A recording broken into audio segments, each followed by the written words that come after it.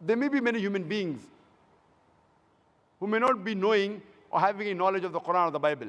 So how can we decipher which of the two is right or who has copied from whom? The best test is the test of science.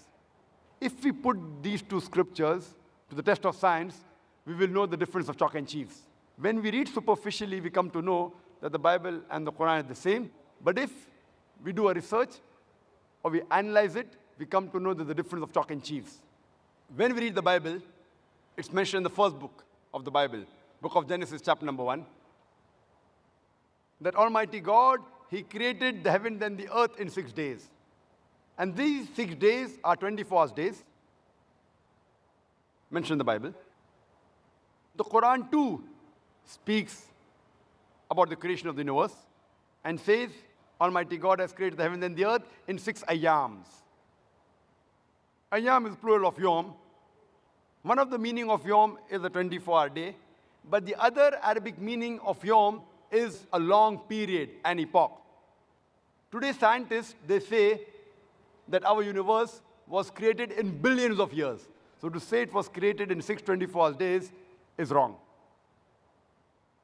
But the scientists have got no objection with the Quran when the Quran says the heaven and the earth were created in 6 ayams. That is, 6 long periods, without defining them to be restricted to 24 hours.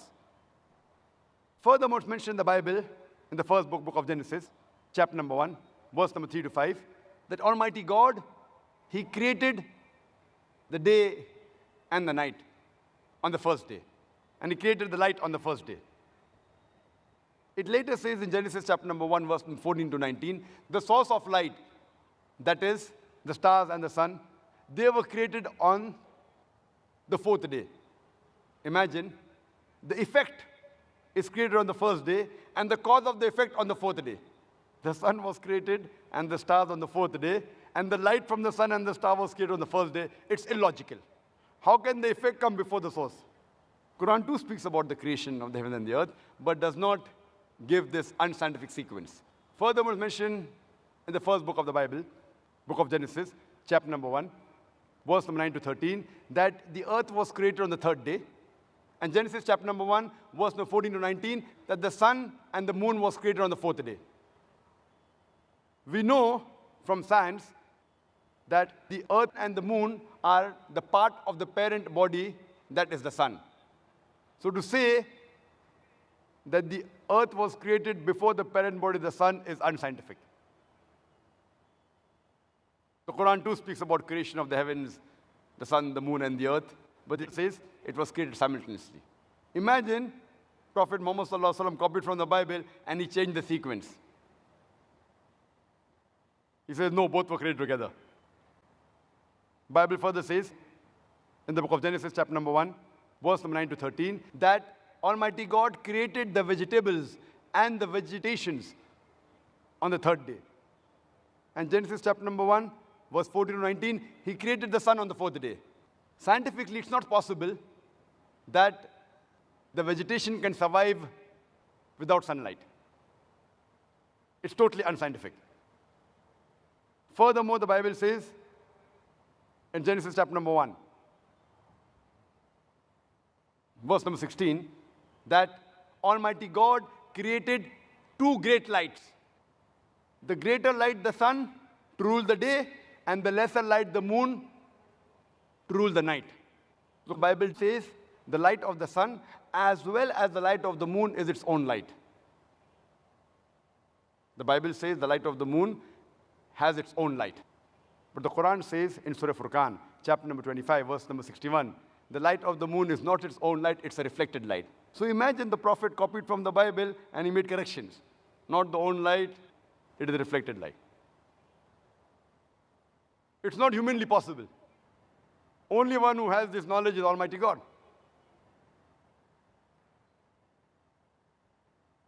There are several examples. We can give a talk only on this. And I had a debate with Dr. William Campbell on the topic, the Quran and the Bible in the light of science. And there, I've mentioned many unscientific points mentioned in the Bible. Time does not permit me to go into details. There are various unscientific things mentioned in the Bible which is not mentioned in the Quran.